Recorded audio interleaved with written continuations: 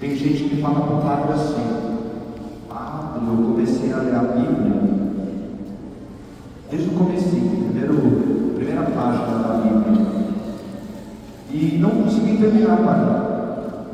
Não consegui terminar. Histórias estranhas, umas histórias que falam de morte, de violência, de tragédia. Ai, padre, eu parei de ler, não consegui travei, não consegui continuar. Tem gente que fala isso, sabia? De fato, a Bíblia não é para ser lida assim como se lê o livro do Harry Potter ou qualquer outro livro da literatura clássica. A Bíblia é um livro espiritual que tem que ser lido pausadamente e ir retirando ali mensagens, para a nossa vida, conteúdos que nos edificam. Mas tem os textos que são complicados mesmo.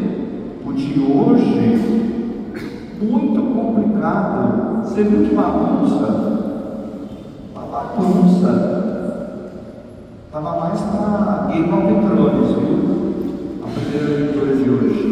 Conspiração, traição, um que usurpa o poder, depois aparece um personagem para dizer: não, aqui está o verdadeiro rei. E aí depois entram lá no santuário e matam o sacerdote de Baal. Gente, que coisa horrível, né?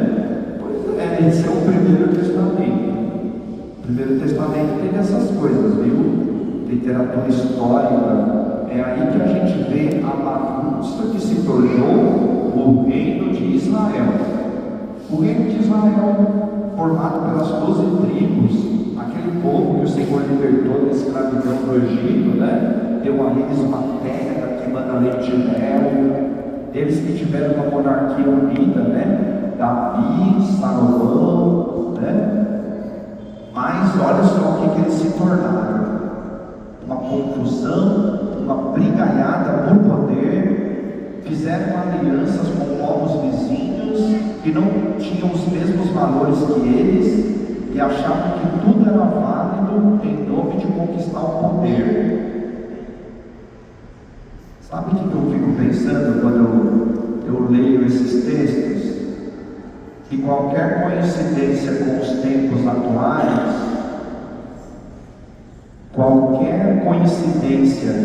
os tempos atuais, não é mera coincidência. Hoje a gente vê também muitas nações onde o mundo da política está cheio de tramóias, está cheio de ambições desenfreadas, pessoas que para obter o poder e se manter no poder são capazes de fazer coisas horrendas. É verdade que de repente as leis públicas elas freiam um pouco, a ambição das pessoas, mas mesmo assim tem gente que as leis pouco nada importam. Mas uma coisa é certa, e essa não é a vontade do Senhor. Não é a vontade do Senhor. O nosso Deus é o Deus da justiça. O nosso Deus é o Deus da ordem. Então a gente deve impregnar a sociedade com os valores de Deus e não o contrário, deixar que a sociedade influencie a nossa forma de ser. E agora vamos falar do Evangelho. Jesus diz: onde está o teu tesouro, estará também o teu coração. E ele aconselha a não buscar riquezas deste mundo. Sabe o conselho de Jesus, viu? Sabe o conselho de Jesus. A nossa maior riqueza não são as coisas. A nossa maior riqueza são as pessoas. As pessoas que nós amamos, nossa família, nossos amigos. É verdade que nós precisamos de bens materiais para viver dignamente, mas a gente não deve apostar todas as nossas fichas nos bens materiais. E por quê? Porque os bens materiais eles podem perecer, o ouro e a prata podem ser corroídos pela ferrugem, e as traças podem comer os papéis, inclusive o dinheiro. Ou seja, a figura deste mundo passa. Então a gente não deve ficar com aquilo que passa. Entre as coisas que passam, perecíveis, a gente deve abraçar as que não passam, as imperecíveis. E o que permanece? O amor. O amor é o que permanece. E é interessante a gente lembrar essas coisas, porque a gente vive na sociedade de hoje, que é uma sociedade capitalista, materialista, uma sociedade do consumo, uma sociedade onde as pessoas são valorizadas pelos que elas possuem e não por aquilo que elas são. Mas nós somos discípulos de Jesus Cristo. A gente deve se pautar pelos ensinamentos do Senhor.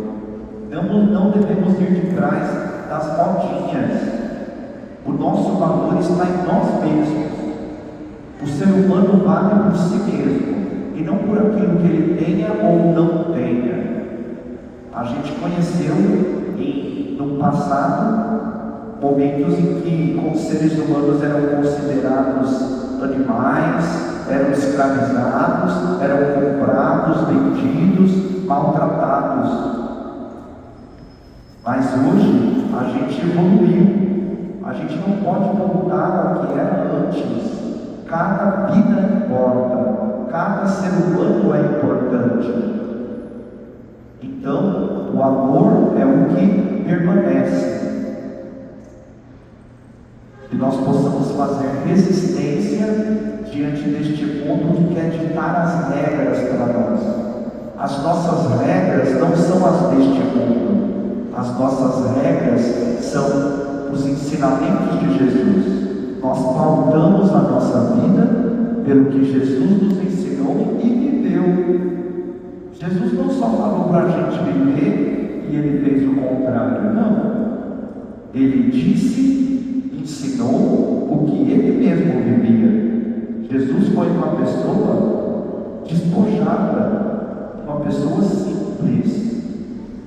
Ele valorizou a vida, as pessoas. Como diz, nós viemos luz a este mundo e vamos embora luz também. Não vai ficar, nós não vamos levar nada, tudo vai ficar para trás. Então, se a gente pensasse mais nisso, a gente não ia ter tantas brigas, tantas discussões por causa de bens, por causa de objetos. Às vezes a gente vê quando uma pessoa morre, a brigaiada que fica, os irmãos brigam, os filhos, os netos,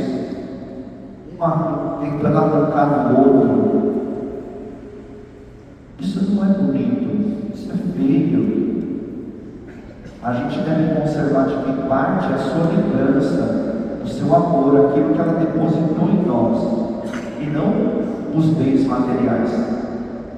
Há bens que às vezes são mais maldição do que bênção, porque vem acompanhado de raiva, de divisão, de briga. Que adianta a gente ter demais, mas a gente não ter a paz? A gente está dividido, Então que Deus nos ajude hoje, através desta liturgia da palavra, a gente não cair na tentação do poder e não cair na tentação do dinheiro.